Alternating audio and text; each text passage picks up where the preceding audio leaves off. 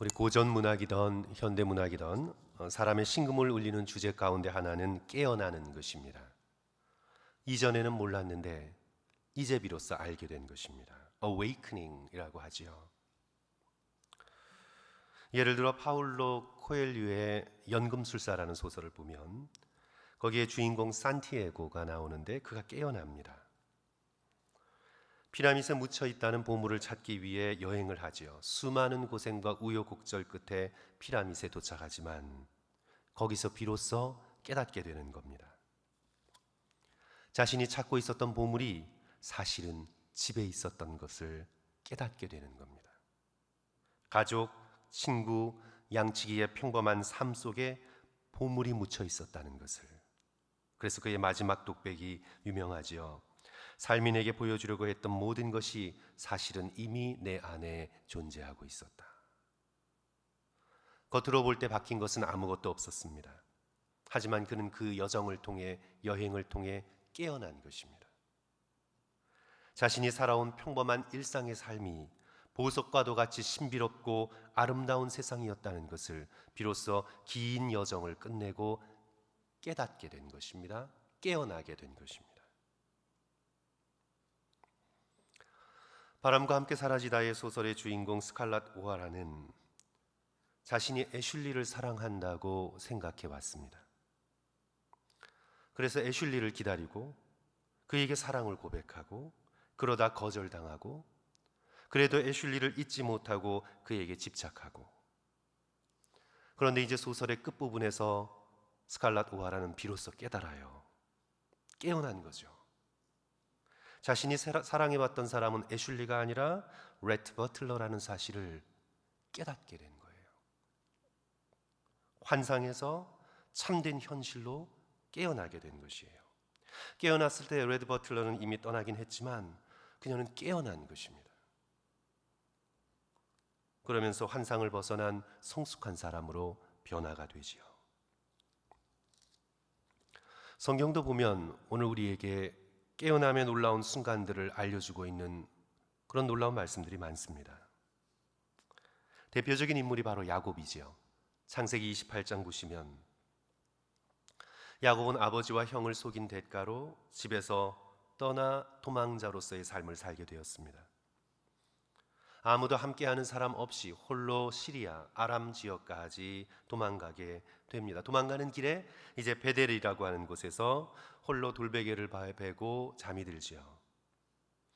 그러면서 꿈을 꿔요. 그런데 사실 그 꿈이 현실이에요. 자신의 삶이 꿈 같은 환상의 삶이었고 꿈속에서 보던 것이 진정한 현실이었습니다. 하늘과 땅을 이어주는 사다리가 있고 그 위에서 천사들이 오르락 내리락 하고 더 자세히 보니 성도 여러분, 누가 계십니까? 사다리의 꼭대기에 살아계신 여호와 하나님께서 계십니다. 그러면서 야곱에게 약속을 주시죠. 야곱이 이제 잠에서 깨어, awakening, 깨어. 그가 무엇을 깨닫죠? 똑같은 돌베개, 똑같은 땅, 똑같은 하늘이지만 그가 이제 무엇을 깨닫습니까? 저는 창세기의 가장 중요한 고백 가운데 하나라고 생각하는데, 창세기 28장 16절 야곱이 잠이 깨어 이르되 여호와께서 과연 여기 계시거늘 내가 알지 못하였도다. 여호와께서 여기 계시거늘 내가 알지 못하였도다. 여호와 하나님께서 계셨습니다. 안 계신 것이 아니었어요. 그러나 내가 알지 못한 것이에요. 그러나 이제 깨어나서 알게 되었습니다. 하나님이 여기 계신다는 놀라운 현실로 깨어난 것이죠. 출애굽기 3장도 마찬가지예요. 모세는 여느 때처럼 실망과 무력감 속에서 광야를 헤매고 있었습니다. 그러다 어느 날 놀라운 장면에 마주합니다. 가시떨기 나무에 불이 붙었으나 나무를 태우지 않는 너무나도 신비한 광경에 가까이 다가가 보려고 할 때 가시떨기 나무 불꽃 한가운데에서 하나님께서 모세를 부르시며 말씀하시지요. 이리로 가까이 오지 말라. 내가 선 곳은 거룩한 땅이니 내 발에서 신을 벗으라. 비로소 깨어나게 된 것입니다. 깨닫게 된 것입니다. 아무 생각 없이 실망과 무력감 속에 밟고 다녔던 이 흙먼지가 뒤덮인 광야의 이 현장이 사실은 하나님이 임재하시는 신을 벗어야만 하는 거룩한 땅임을 깨닫고 새로운 현실로 깨어나게 된 것입니다. 사랑하는 성도 여러분, 우리도 현실을 살아가고 있다고 생각하지만 사실은 깨어나야 합니다. 우리는 이 세상을 살며 헛된 환상을 붙들고 살아가고 있고 환상을 품으며 환상을 만들며 살아가고 있습니다. 물질이 우리를 지켜줄 것이라는 환상, 성공이 나의 인생을 복되게 만들 것이라는 환상, 저 사람만 있으면 행복할 것이라고 사람에게 소망을 두는 환상, 아니면 절망에 휘둘려 아무 소망이 없다고, 나의 인생은 아무 의미가 없다고, 죽으면 끝이고 아무것도 없다고, 이런 헛된 환상에서 우리들은 깨어나야 합니다. 참된 세계, 하나님이 주인이 되시는 세계, 하늘이 열리고 천사들이 오락가락하고 그리고 하나님의 영광이 드러나는 참된 세계, 그 현실을 향해서 우리가 깨어나야 해요. 그것은 요한복음 3장에 따르면 그게 바로 거듭남이죠. 영적인 세계를 향해, 하나님의 나라를 향해 우리가 깨어나는 것, 그것이 바로 다시 태어나는 거듭남의 의미입니다. 이제 제자들에게 그런 깨어남의 시간들을, 그 기회를 주시기 위해 예수 그리스도께서 십자가의 고난을 바로 앞두시고 제자들의 대표인 베드로, 요한, 야고보를 데리시고 따로 높은 산으로 올라가십니다. 거기서 예수 그리스도께서는 이 제자들에게, 그리하여 오늘 우리들에게 무엇을 보여주시기를 원하셨고 무엇을 깨닫게 해주시기를 원하셨을까요? 첫째로 예수께서는 이 땅에 가져오실 하나님 나라의 영광에 우리 모두가 깨어있기를 원하셨습니다. 이제 1절 보시면, 엿새 후에 예수께서 베드로와 야고보와 그 형제 요한을 데리시고 따로 어디로 가셨습니까?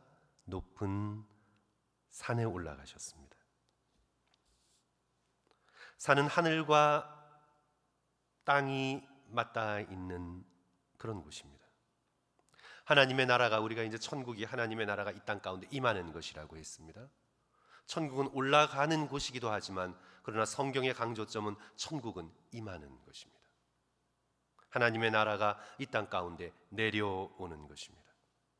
하나님의 나라가 하늘에서 이 땅 가운데 내려올 때 가장 먼저 천국을 만나는 곳은, 성도 여러분, 어디일까요? 산입니다. 그렇죠? 산이 땅에서 가장 높으니까.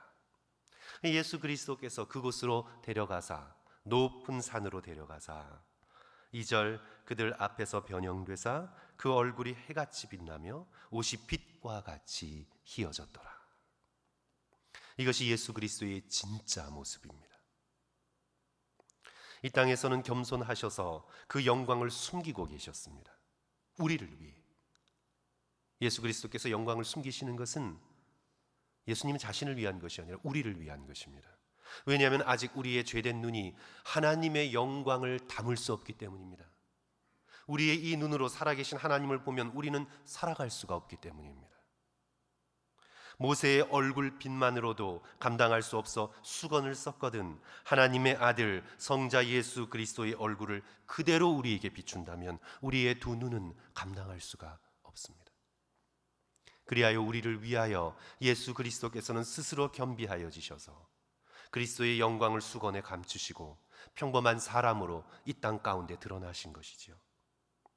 그러나 이제 변화산에서는 제자들에게 앞으로 다가올 하나님 나라의 영광과 예수 그리스도 자신이 누구신가를 깨우시기 위하여 얼굴이 해같이 빛났고 옷이 빛과 같이 희어졌고 그 순간만큼은 그것을 감당할 수 있는 능력을 제자들에게 산에서 허락해 주셨습니다.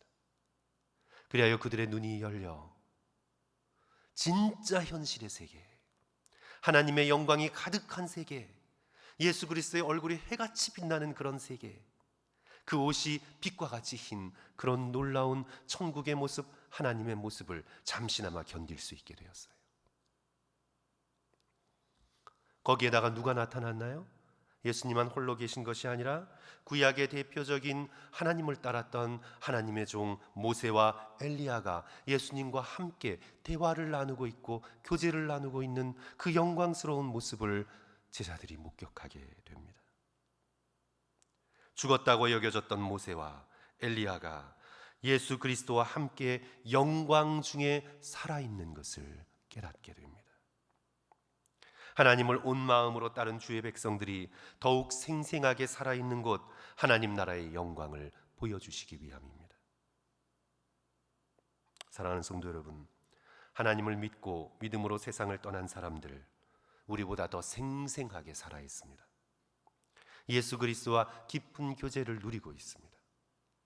다가올 하나님 나라의 영광 속에 우리가 깨어있기를 원하며 예수 그리스도께서 변화산상에서 제자들에게 보여주신 것이죠. 이제 이 모습이 너무나 좋아서 베드로가 말합니다. 주여, 우리가 여기 있는 것이 좋사오니, 여기 있는 것이 너무 좋습니다. 만일 주께서 원하시면 내가 여기서 초막 셋을 칠 때 하나는 주를 위하여, 하나는 모세를 위하여, 하나는 엘리야를 위하여 할 것입니다. 예수 그리스도께서는 왜 하필이면 제자들에게 십자가를 바로 앞에 두시고 이런 영광스러운 모습을 보여주셨을까요? 앞으로 맞게 될 이 땅의 처참한 고통도 하나님을 믿는 자들에게는 반드시 하나님 나라의 영광으로 이어진다는 것, 하나님의 나라가 곧 가까이 다가온다는 것, 이 진리에 깨어 있으라고, 이 세상의 세계 속에 함몰되어 이 세상이 전부인 것처럼 살지 말고 다가오는 하나님 나라의 영광을 향해 깨어나라고,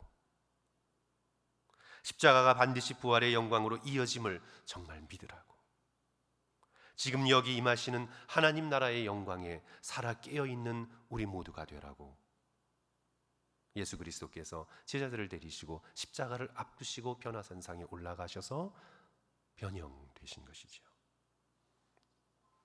성도 여러분, 기독교의 신비는 무엇입니까? 기독교의 신비의 두 가지를 꼽으라면 말구유와 십자가입니다.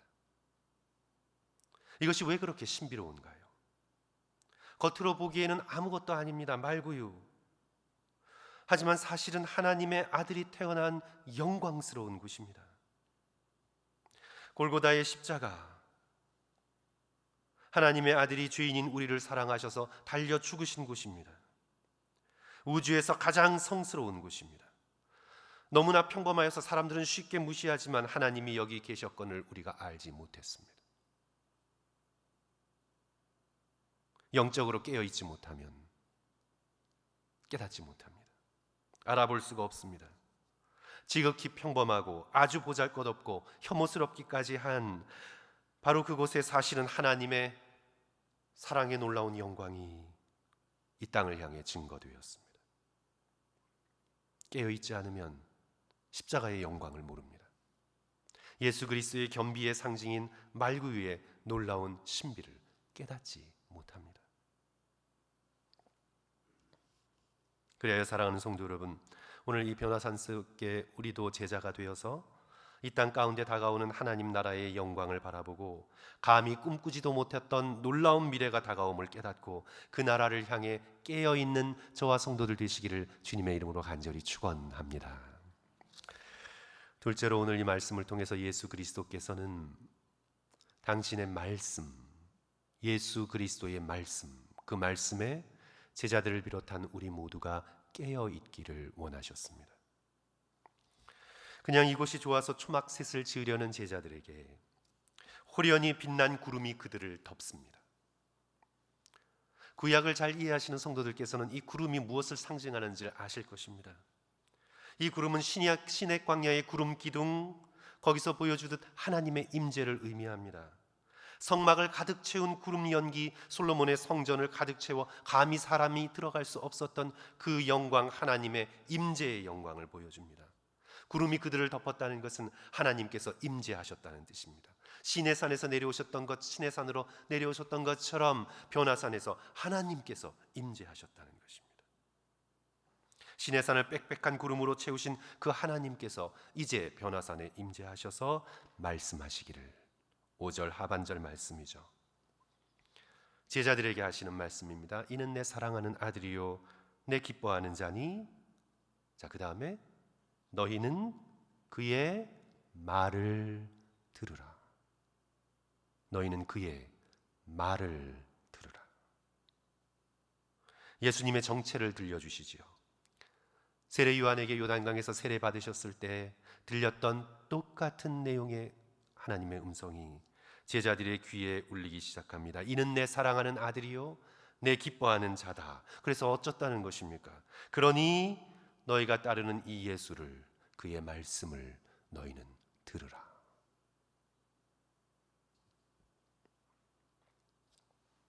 지금 여기에서 초막셋을 짓고 머물려 하지 말고 아직 때가 되지 않았으니 그 때가 곧 올 것입니다. 그러나 아직은 그 때가 아니니, 아직은 너희들에게 맡겨진 사명이 있으니, 아직은 예수 그리스도께서 이 땅에서 고난을 받으시고 이루어셔야 할 일이 있으니 너희는 여기 머물지 말고 저 산 아래 고난과 박해가 기다리고 있는 인생의 골짜기로 내려가 그곳에서 그리스도의 말씀을 들으며 순종하며 살아라. 이것이 성부 하나님께서 제자들에게, 오늘 우리에게 주시는 말씀이죠. 이 땅에 내려오는 하나님 나라의 영광에 대한 소망을 가득 마음에 품고 저 삶의 골짜기에 고난이 있고 버려짐이 있고 상처와 아픔과 눈물이 있는 저 인생의 골짜기에서 다가오는 하나님 나라의 영광을 품고 예수 그리스도를 바라보고 그의 말씀을 듣고 그의 말씀에 순종하는 삶을 내가 내게 허락할 때까지 충성스럽게 살아가라고 제자들에게 요청하고 있는 말씀입니다. 그리스도의 말씀에 깨어 그리스도의 말씀에 예민하게 반응하며 인생을 살아가라는 말씀이죠. 그런데 성도 여러분, 오늘 우리는 이상한 기독교를 만들어가고 있지 않은지 심히 염려가 됩니다.